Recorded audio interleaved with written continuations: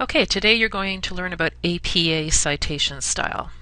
The workshop will cover what APA citation style is, why referencing is necessary, what plagiarism is, where you should use APA, when APA is not required, how to use it, including some examples for references and in-text citations, also about APA format and some resources to help you understand and apply the principles of APA.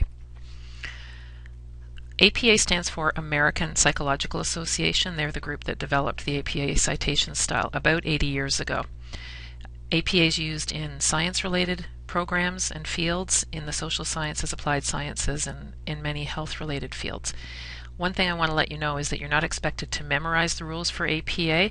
There are far too many rules to try and remember. What you want to do is understand the concepts. So by working your way through this workshop, you'll be able to understand some of the concepts about APA, and then you're going to use the guide that's available from the library.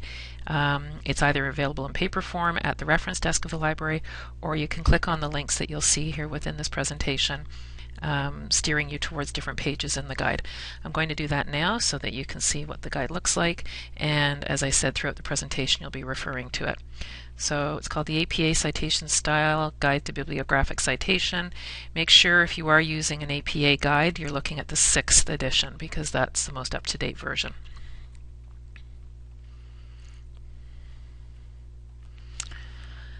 So first off, we're going to talk about why referencing is necessary. Referencing is needed so that you can give credit to someone who created an idea, a theory, a concept. If you had worked hard to develop something or create something, you'd want to be given credit or acknowledgement for your hard work as well. So that's one of the reasons referencing is required. Another reason is so that your reader can find the information and research in more depth, looking at the information that you consulted. So for instance, if you looked at a book and you provided some source information within your paper or presentation about that book, your reader could then go back and look at that book and read perhaps another chapter or read further into the material to gather more information. It allows them to cross-reference. Also, referencing is needed so that you can establish your credibility as a writer. When you are providing current, up-to-date, credible information and referencing it correctly, it establishes your credibility as a writer. Your readers more likely to believe what you're saying and see that you've done due diligence to give credit where credit is due.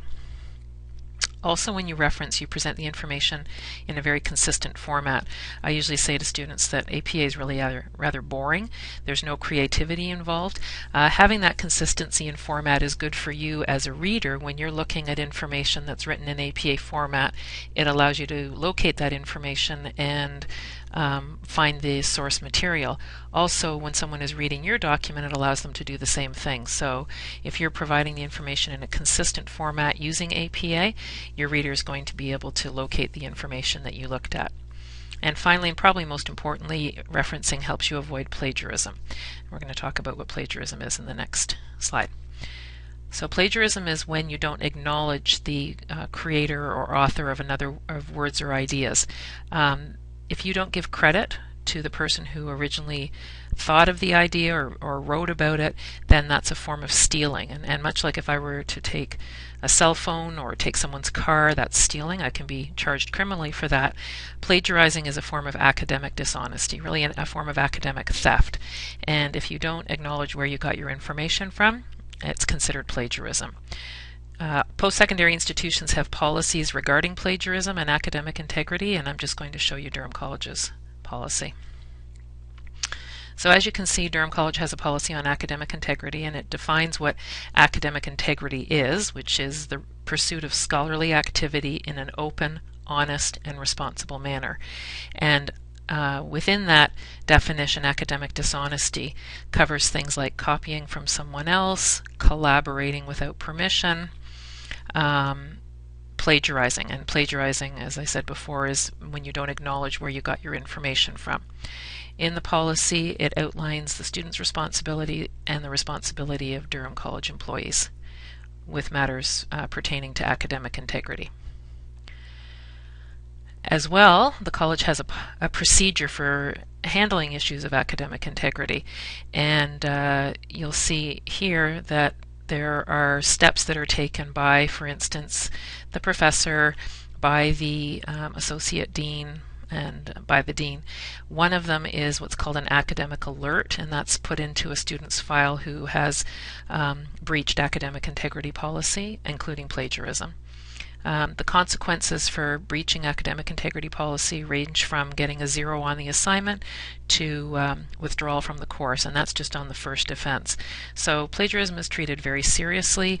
It's up to students to understand these concepts, and that's why I'm glad you're listening to this workshop and understanding or learning about how to reference things correctly so you don't get accused of plagiarism. One thing that is important is that when you're researching, you need to be able to keep track of where you're getting your information from. If you go on the internet and are looking at multiple websites and minimizing and maximizing and cutting and pasting, that's very dangerous. It's easy to lose track of where you're getting your information from, and if you can't record or if you can't cite, reference things correctly, you can't use the information. So it is important to carefully keep track of where you are getting your information from, whether that's from a book or an interview or a lecture or a website and so on. I'm going to show you a document that is very handy for helping you keep track of your information. It's called a research notes form, and you can get these from the SALS website in the writing section. As well, you can come into SALS and print them off.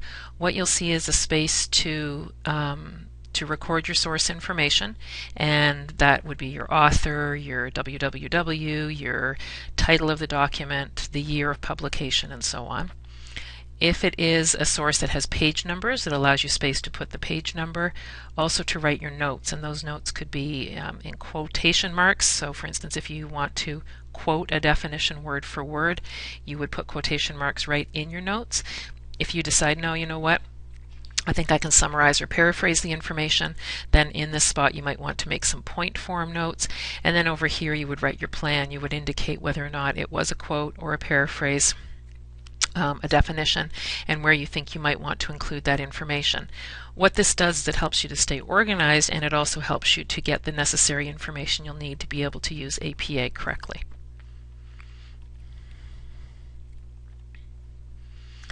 So I've talked a lot about APA, or sort of introduced it, and why referencing is important. So now we're going to go into where you need to reference. Referencing for using APA appears in two places. One is at the end of your paper in what's called references. It's a detailed list that comes at the end of your paper.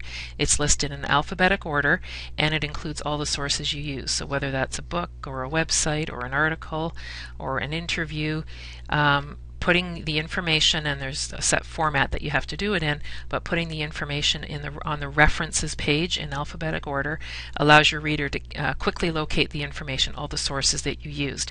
You may be familiar with the term bibliography or works cited. In APA it's called references. The other part of APA, and it's not one or the other, it's got to be both, references and in-text citations. In-text citations appear right in your paper, and usually in parentheses, in brackets, you would have the author's last name, the year that the source was published, and also the page number if there is one. So that would go in the body of your paper or in your presentation, and it would match with the source information that you'll see on your references page.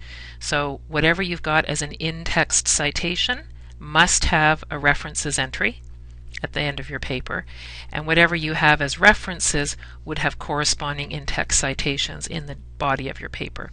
You'll see more of this when we take a look at some examples. Now, before we get into the examples of referencing and in-text citations, I want to let you know that there are a couple of things you don't need to reference.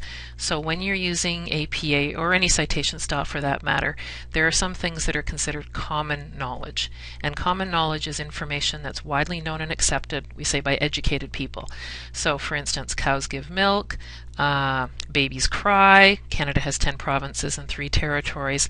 Those kinds of pieces of information don't need to be referenced. And actually they really wouldn't be all that pertinent for a college level paper anyways, but common knowledge does not need to be referenced. If you're not sure whether something should be referenced, or if you're not sure if it's common knowledge, you can ask your professor. The other thing is just reference it. So for instance, if there's a piece of information that you think, well, I keep hearing this over and over again in my courses, I think it would be considered common knowledge. If you're not sure, I would still reference it. I would go and find a source that is credible, up to date, record the source information, and then just reference the information. The only other thing that doesn't need to be referenced is your opinion. So if you believe, for instance, that college tuition should be free for the first year for college students, that would be nice.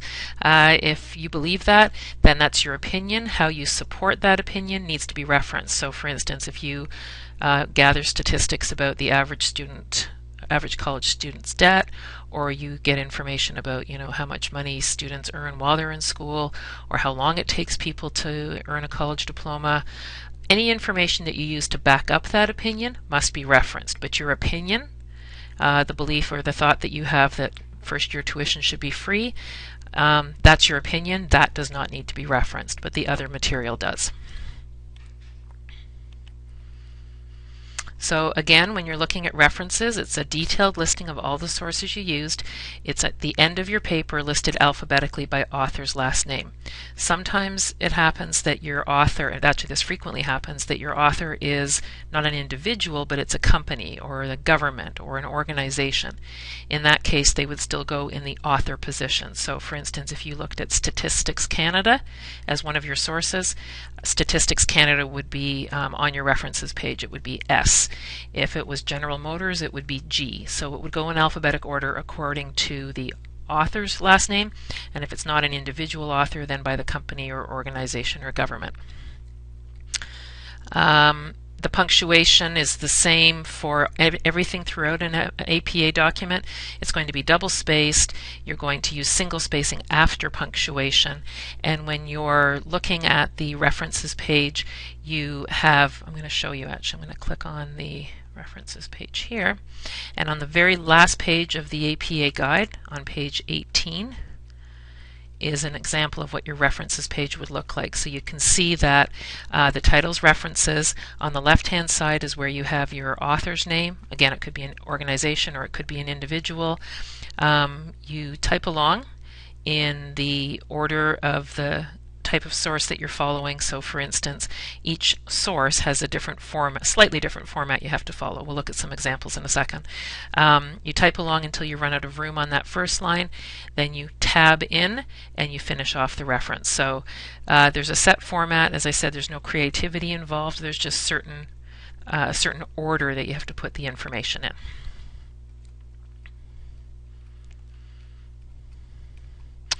So when you're using the APA guide, and I won't flip back to it right now, but when you're using the APA guide, the key to using it is figuring out what type of source you're looking at. So if the guide is divided into two parts really, there's the print sources and then there's the electronic or web sources. So if you're looking at print materials, and that could be something like a book, a Toronto Star newspaper article, a Time magazine article, not something that you got online and printed, but an actual print source, something that appears in print in its original form. You would look at the front part of the guide on pages 4 to 9, and you would find the source that matches with your source. So I've provided some examples here. Here's the format for a book by a single author. I'll just point out a couple of picky things. So it goes with author's last name, then the author's initial, the year. APA is really concerned about the year. We want to know how up-to-date the information is, and that makes sense because we're dealing with science-related courses and disciplines and professions. So author's last name, initial, year, the title of the book, the city where it was published, and the publisher. Okay, very similar if you have a company or government author. Again, that would go in the author position. Then you have the year, the name of the document, the city, and the publisher. Notice things like the punctuation that comes after the year, for instance. You have a period. The name of the book or the name of the document is in italics. So these kinds of things you're not expected to memorize. You're just expected to be able to follow the format. One other thing I should tell you is that consistency is very important and paying attention to detail. So, and that makes sense again in the science-related field. You don't want mistakes being made. You want to pay attention to detail. So following the guide, applying the principles, following the format, you will be on the right track for sure. So let me just show you in the guide here. So starting on page 4 to 9, starting on page 4 and going up to page 9, you'll see examples of print materials. So there, book, no author, book, one author, book, two authors, book, 3 to 5 authors. So really the key is to find the source, look at the source you've got, and determine which example it falls under. Here's an example of a chapter in an edited book, a government document, encyclopedia. Again, these are paper sources or print sources.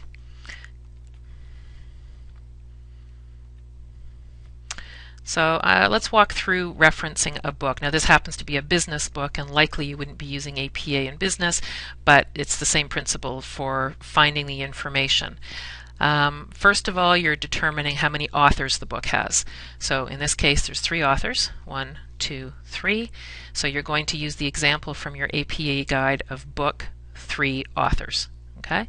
And you're going to keep them in the same order as they appear here. So Guffey's the first author, Rhodes, Rogan. Another piece of information you need is the year. So remember I said APA is very concerned about the year. 2010 is the year of publication. Going back, the title of the book, Business Communication, Process and Product, 3rd Brief Canadian Edition. Now this is a picky thing, but again, APA is kind of picky. Notice how they don't capitalize any of these words, and the word Canadian always gets capitalized, but they're doing it for style reasons. Don't go with what you see on the cover. Don't go with, for instance, bigger letters for the title and smaller letters for the subtitle.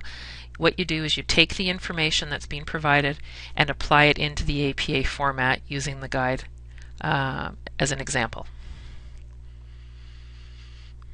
So hopefully that, oh, I forgot to tell you about the publisher. So we've got the year, we've got the date, we've got the name of the book. We need to find the city of publication. So there it is there, Toronto, and the publisher is Nelson. Okay, that was also on the front cover of the book, Nelson. Publishers like to put their names all over the place. Now one that's a little bit trickier is when you have an edited book. So unlike a book with an author or authors, an edited book is compiled by someone, and each chapter has a different author. So if you're looking at that type of book, and I know for sure the nursing students use their Potter and Perry book as an example of an edited print book. Oftentimes psychology books are edited books. You have to take a look. It would say editor on the front cover, or inside the front cover it would say senior editor or editor. Otherwise, if you're just looking at a book that doesn't mention the word editor, likely it is an authored book. But if you see editor, then you're going to follow the example for referencing an article or chapter in an edited book. The difference between this and the authored book is that an edited book has a chapter author, and it also has editors. So the chapter author is who wrote that particular chapter, then the year, always with APA, then the title of the chapter, then the name of the editors, the name of the book, the pages for the chapter, the city, and the publisher. So way too much information that you shouldn't be expected to memorize this.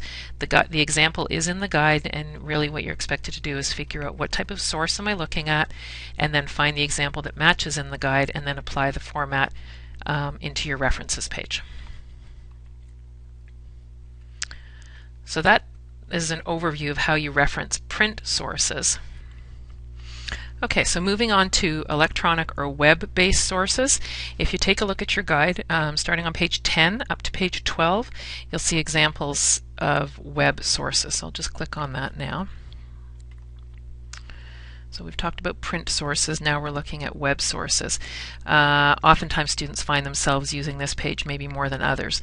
So what you've got on page 10 are examples of how to reference websites with authors and without, and how to reference online journal articles. Also online newspaper articles, e-books, online dictionaries, online government documents, and images. And I'll go through each one of those in the next couple of slides. So first of all, when you're looking at a document from a website, you're determining who the author is. Oftentimes that author is front and center. It will tell you right at the top who wrote it. Sometimes you have to hunt around a little bit. you're looking for an author name. Now, the author may not be an individual. That frequently happens. It could be a company, it could be the government, it could be an organization. So either you have an individual author for the source, or you have a corporate or government author, in which case you still treat it the same way. You put the company name first. In the case of an individual author, you put the author's last name and then their initials. Sometimes, really occasionally, you're going to have a document on the internet that doesn't have an author. Use those with caution. Oftentimes they may not be as credible or may not be seen as credible, and your professor may indicate that all your sources have to have authors.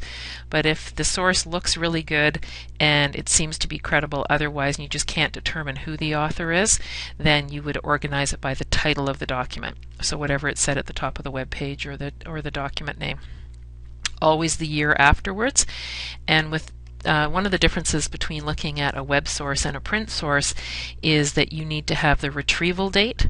So once you've done the author, the year, the title, then you're going to have the retrieval date. That's the day that you went online and accessed it. So that's another good reason to keep track of your information so that you can record when you got the information. And then you're also going to have the from www.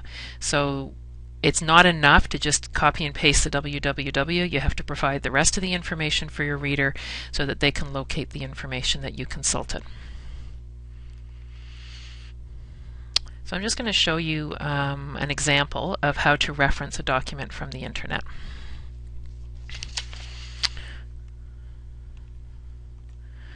Okay, so this one clicked sort of a little bit further down the document, but what you want to do is scroll up to the top of the page to determine if you can figure out who the author is.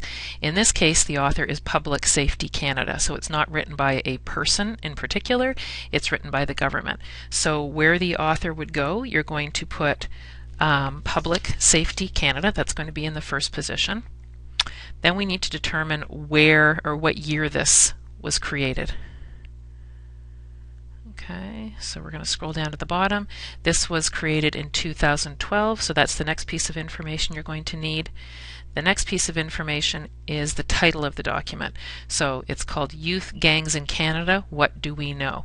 Now, if I happen to click on this PDF file instead, then the title would be different. It would be called Youth Gangs in Canada. But in this case, it's Youth Gangs in Canada, What Do We Know? So that's assuming that I'm getting information from several sections within this web page. Then I need to determine the city of publication. Well, the Government of Canada is located in Ottawa, so even though it doesn't explicitly state it, I'm going to use my common sense and say, well, Government of Canada, federal government, Ottawa is its head office, so I'm going to put Ottawa there. Then I'm going to put author, and author is, instead of indicating that the Public Safety Canada was the publisher as well as the author, I actually write the word author, A-U-T-H-O-R, to indicate that the author is also the publisher.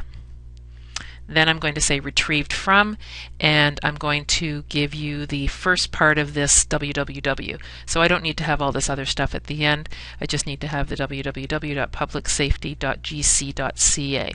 Because I've provided the rest of the information, the title of the document, the year, and so on, I don't need to have the long URL. So hopefully that's clear. It helps you find the information. Generally speaking, you're going to find the information like the date at the bottom. You're often going to find the author at the top, and the publisher will often be down at the bottom as well. Another type of frequently used source is a journal article from a library database. Many of you will have been to the library and will have accessed things like Academic Search Premier or ProQuest, different databases that contain articles. So APA has a set format for referencing those articles from a library database. There are two possibilities when you're referencing an article from a library database. One is that you're going to include the www for the journal homepage. So there's a certain format. Again, it's in your library guide. You're not expected to memorize it. There's a certain format. You're always going to start with the author and the year, the title of the article, title of the journal, and so on. Here's an example of what it would look like.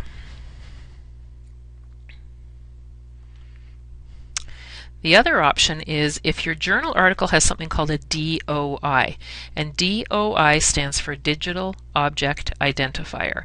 It's a system that has been developed actually in the last few years that assigns articles unique numbers and letters, sort of like a stamp almost, and a unique series of letters and numbers. Rather than having the link or www to the journal article, or sorry, the journal homepage, what this does, the DOI, is a permanent link that is assigned to some journal articles. Now, especially in the sciences, seems that more and more of the journals are using DOIs. If you are using APA and you need to find out actually if there is a DOI, you would look on the front page of the article. If you don't see a DOI on the front page of the article from a library database, then there is no DOI. It would actually indicate, it would say DOI, and then it would give you a long series of letters and numbers just like you see here. If there is no DOI, then you move to the example that was in the previous slide, which is using the www from the journal. Okay, so it's one or the other. It's either the homepage for the journal with the website or DOI, not both. Okay, and that's going to be in your library guide. It will show you both examples as well. There are other types of electronic sources, things like wikis, and I don't mean Wikipedia because normally those are not allowed as credible sources, but sometimes within a course you're creating a wiki or you're linking to other wikis and discussion boards, or it could be that you have an online dictionary. Sometimes people will go online to get definitions and so on. The APA guide does have a way of referencing other sources like that. Another thing that some people forget about is, and this is especially important in presentations, is images. If you didn't create the image, you need to give credit to that originator, going back to that very first principle of why referencing is important. So you need to give credit to the originator of that material. If you don't, say where you got the information from, then that's plagiarism. So whether you're using an image in a report or in a presentation, you need to give credit to that person. So the format that you'll see it's in the APA guide as well, but basically you're looking always for an author. Sometimes that's not possible when you're looking at images. You don't know who created the image. A year, sometimes that information is missing as well. But for sure what you can do is either have the title of the image or a description of the image, and also the type of image. So whether it was an oil painting or a schematic drawing or a flow chart. If you didn't create the image, you need to tell us where it came from and describe it, and then tell us what type of image it is. And then you also tell us the retrieve from, and you say www.googleimages or wherever it is you got it from. Sometimes, and this happens with web material, sometimes information doesn't have a date, so you scroll down to the bottom like I suggested, you're looking for the date because you know that's important in APA, and there is no date. Be careful about using those sources, just like you want to be careful about using sources that don't have authors.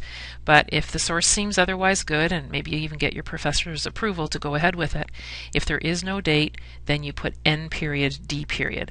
So rather than just leaving it out, which actually makes you look careless, you put ND, and that indicates to your reader, I looked, there is no date. I couldn't find a date. Okay, so that's still following APA format, author always first, date second, but if there is no date, you're going to put ND. So that covers references. I want to move on to in-text citations. The other part of APA is what are called in-text citations, and those go right in the body of your paper, and they correspond with the items on your references page. You're going to do in-text citations whether you've quoted or paraphrased or summarized or provided statistics or an image. I just talked about that. In the in-text citation, you're going to have the author's last name, the year, and the page number. So here's an example of some text from a book, and maybe I'm looking at this paragraph here about communicating through nonverbal messages. And there's a piece of information in here that I think, wow, I think I really want to quote that. Or maybe I want to paraphrase it, which is putting it into my own words, or I want to summarize it. Regardless, this is not my idea. I have to give credit to the authors of this source. The authors of this source happen to be the authors of the cover that I showed you before, Guffey, Rhodes, and Rogan. So what I'm doing in my research notes is I'm recording where I got my information from, the name of the book, the year, the authors, and so on. Then I'm keeping track that this is on page 57 because I'll need that information for my in-text citation. So when I'm using that information, I need to clearly signal that, hey, this is not my idea. I want to clearly indicate where I got my information from. There's a few ways to do it. You can put your author's name right in your sentence. So you could put Guffey, Rhodes, and Rogan, or in this case, Wilson, immediately after that author. And this is one of the things that makes APA different from other sources or other citation methods, is that when you put the author, you have to put the year immediately afterwards. So you can see the example, Wilson, 2010, there's my author, year. Then I'm going to choose a verb that sort of signals what it is that Wilson said. Did Wilson explain, disprove, conclude, note, and so on? So I'm going to use the author, the year, a particular verb, and then the piece of information. Finally, the in-text citation involves putting the page number. So here's an example of a sentence. In his study of high school teachers, Wilson, 2010, concludes, and I didn't write the information here, but at the end of that information, I'm going to put the page number and a period. Okay? So when you are quoting or paraphrasing or summarizing, it's important to indicate within your sentence where you got your information from. Another option is you can actually put the author's names right at the end of your sentence. And you can see that here. So this applies whether you're quoting or paraphrasing or summarizing. We'll start with quotations first. When you quote, you're taking a direct statement word for word from a source. So you haven't changed any of the words, you have copied it exactly.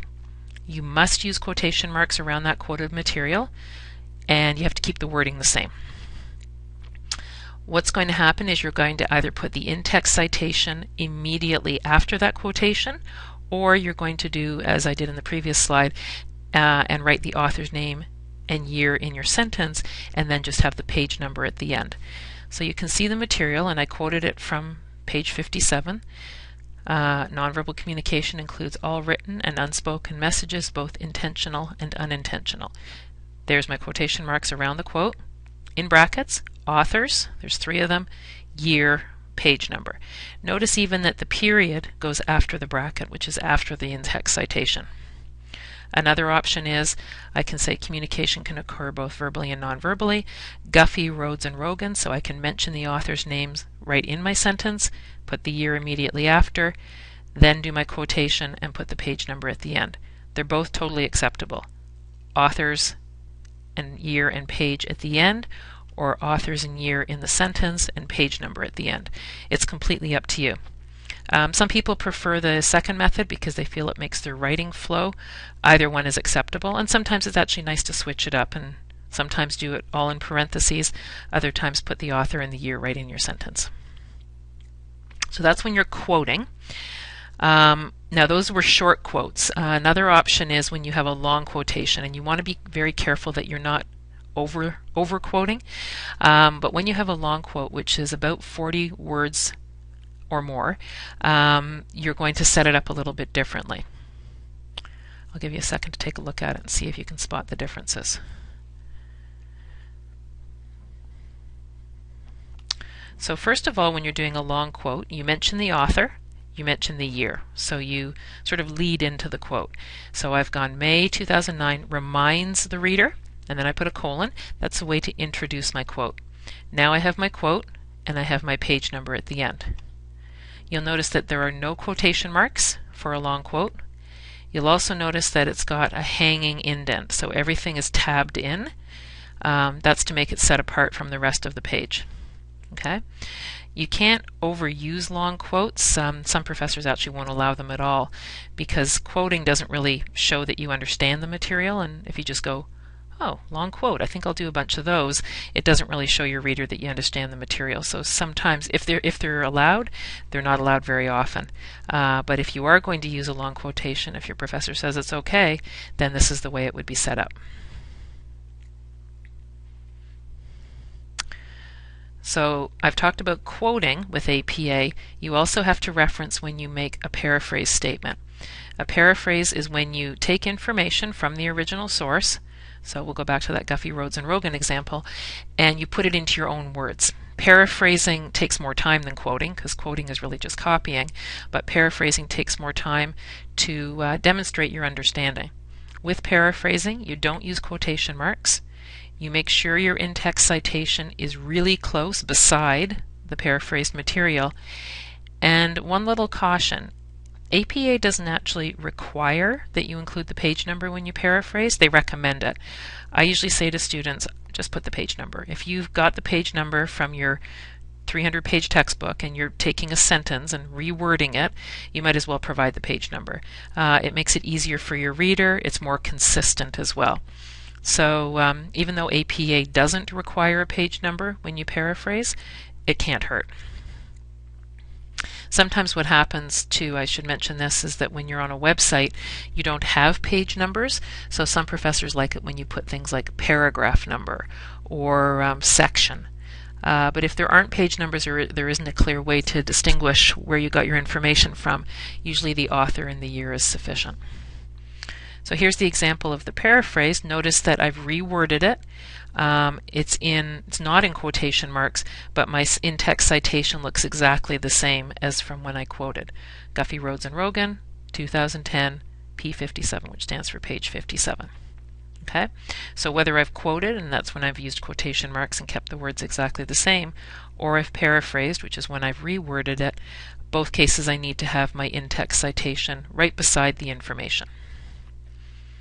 As well, when you summarize information, so a summary is when you take information, maybe a paragraph, and just pull out the main idea. You condense the information. With a summary, just like a paraphrase, you don't use quotation marks. You put the in-text citation right beside the summarized material.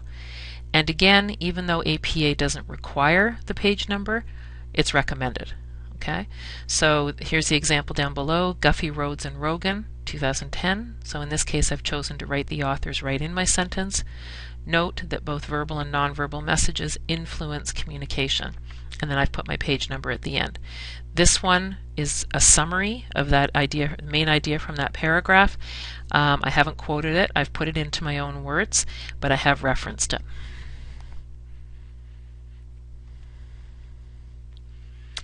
Now this sometimes is a tricky situation. Sometimes you're reading a source and you find a really good quotation, but the author of that quotation is not the author of the source you're looking at. So let me back up a little bit. If you were taking a look at a book written by Langdon, okay, and that book was about Bill Gates, or the author, Langdon, quoted Bill Gates, you have to be careful how you reference this, because what you're actually doing is quoting a quote. So for instance, you would mention Gates' name because he's the one who came up with the idea for a particular business plan, let's say. So we've got Gates' business plan, and then in APA we use this. We say as cited in, and we mention the author and the year. This is where I saw the information.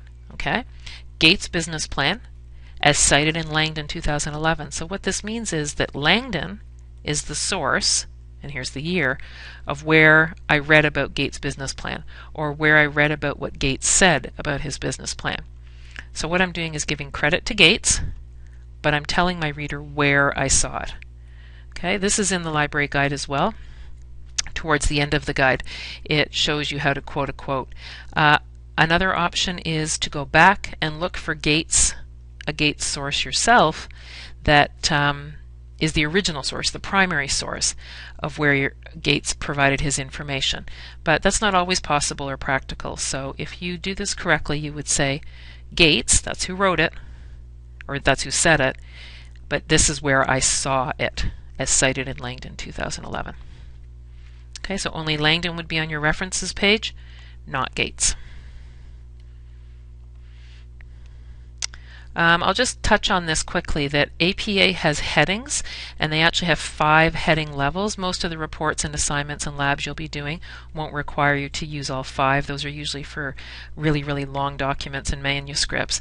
But on the next slide you'll see what the 5 headings look like. The types of headings that you'll likely be using would be a first level heading, which is where you center and bold and upper and lower case the title of your document, for instance, or the word references is a level 1 heading. If you have a subheading, maybe it looks like this. It's sort of more to the left margin. You want to be consistent when you're using headings. You don't have to, you don't want to mix them up. You don't want to sometimes have your subtitle looking like this and then other times having it looking like number 5. So you want to be consistent when you're using your headings and subheadings. You can always go back and ask your professor too what the requirements are for headings, because each assignment and each professor usually has different requirements of how it's supposed to be set up. So some thoughts about APA format. APA requires you to double space between all lines of text on the title page when using headings, quotations, etc. It's a very plain font, Times New Roman, something like that, 12-point size, 1-inch margins all the way around. So you want to make sure that you're double spacing at the end of each sentence, but you're single spacing between other punctuation marks. Okay, now the information that I've presented to you today is based on what the APA manual says.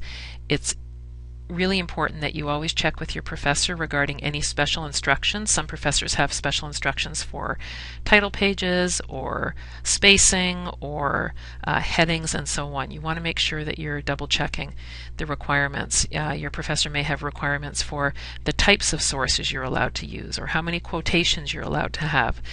So you want to follow APA format, but you want to follow the expectations that your professor's laid out. Here's an example of an APA cover page. I find that most professors don't, they want other information. So in an APA cover page, you would have the page number in the top right corner. In the middle, you would have the name of your document, your name, that happens to be my name, and the name of the college, and then something called a running head. And a running head appears on each page, and it's sort of a shortened version of the title. Generally speaking, you would be providing, most professors want a page number or page numbers. Most of them also want information such as your student number, the date you're submitting it, maybe the assignment number, and so on. So go back and double check with your professor about cover page requirements. Finally, I want to just give you some information about some resources that you might find helpful when you're working through APA. One of them is the APA Style Guide from the library. I've showed it to you several times. You can pick it up at the reference desk. It's very, very helpful, and as I said, it's not required that you memorize the rules, it's that you use the guide and this workshop content to help you understand and apply the format. You can buy the APA manual. I don't think most students require it. It's about $40 and it has several hundred pages of rules in it. Normally students find that with the workshop that we just went through, as well as the guide from the library, you're usually absolutely fine. I'd also recommend you go to the SALS website, and you can click on the button above and check out some of the writing related resources and learning skills resources.